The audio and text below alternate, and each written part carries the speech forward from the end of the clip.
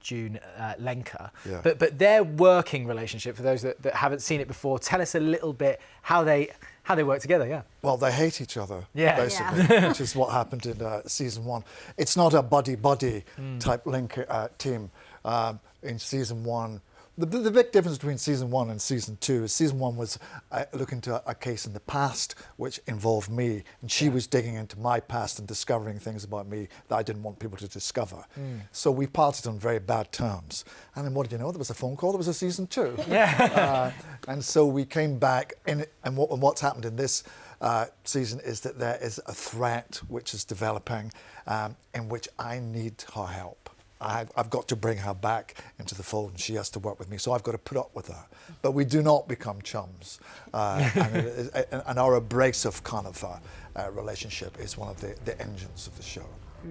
Because what's happened is there's a murder of a teenager, isn't there, at a rally, and then literally they force back together, aren't they, in a sense? Yeah, because we discover that there's something else going on that means we have to bury our differences and try and protect people, which is what our job really is. But what's so funny about it? Obviously, yourself and Kush, good friends. Yeah. You know, so how do you do the rehearsal process in that sense, if you're meant to not like each other?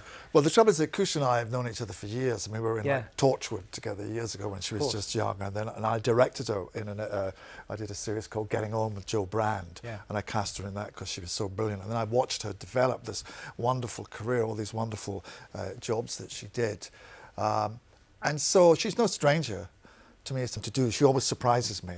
So what you see on the show is me seeing for the first time what she's doing, and vice versa. Oh, that's interesting. So, yeah. Because you two were good friends as well before the cage. So how did you approach it then? We got the Dreaded. Horrific. we got the giggles are always at the worst time, didn't we?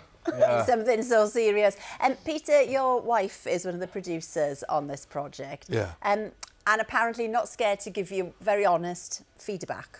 Well, it's very useful to have someone around who can be so frank. Yeah. And say, you're not really going to do it like that, or you don't use your eyebrows so much, or you know, you look that's so over the top.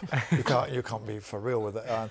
So it's just great to have somebody there, because I trust her completely. Yeah. Of course. I mean, she's brilliant, and she and Paul Ruttman have created this whole show out of nothing, and I'm just so admiring of them for doing that. But yeah, she keeps my feet on the ground. Yeah. I don't always want to have my feet on the ground, but there you are. That's exactly. life. It's good to have that honest feedback. Look, we heard about working in Liverpool, some lovely locals. You shot a lot of this in London. Yeah. How were they in comparison, the Londoners? Well, London's great. I mean, I've lived in or- London for 40 years, but nobody here cares. You know, when you go on the street and you're trying to shoot something, like, get out of my way, we don't care who you are. You know, I've got a dental appointment, you know, there's a sale on, get out of my way, get out of my way. But that gives the whole thing a kind of vibe to it, a kind of vivacity and energy. When it's great shooting on London streets, and also London looks amazing. I mean, I was a great fan of, in the 80s, there were a whole series of films like The Long Good Friday and Mona Lisa, which were all thrillers with a romantic edge as well, which were all set in London and used London as a backdrop. And I thought it would be great to do something like that, which is what we try to do with this show. Yeah, it is beautiful, isn't it, as a backdrop. Sheridan, you're about to play a police officer. I am. Now, but you've had to do some special training, and you're off to Australia to do it, aren't you? Yeah.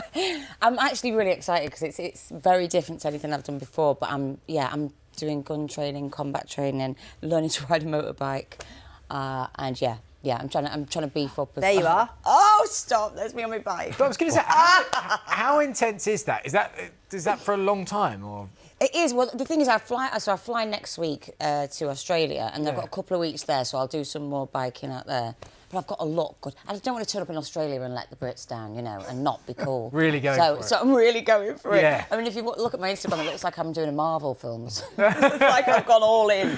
But it's nice. It's giving me an excuse to work out and do something that I would never do. Brilliant. Yeah, so I'm it's enjoying fun it. to learn new fun. stuff, isn't it? 100%. Well, the new series of Criminal Record will be available on Apple TV from next Wednesday. Yeah, time to talk music now, because it's been a big week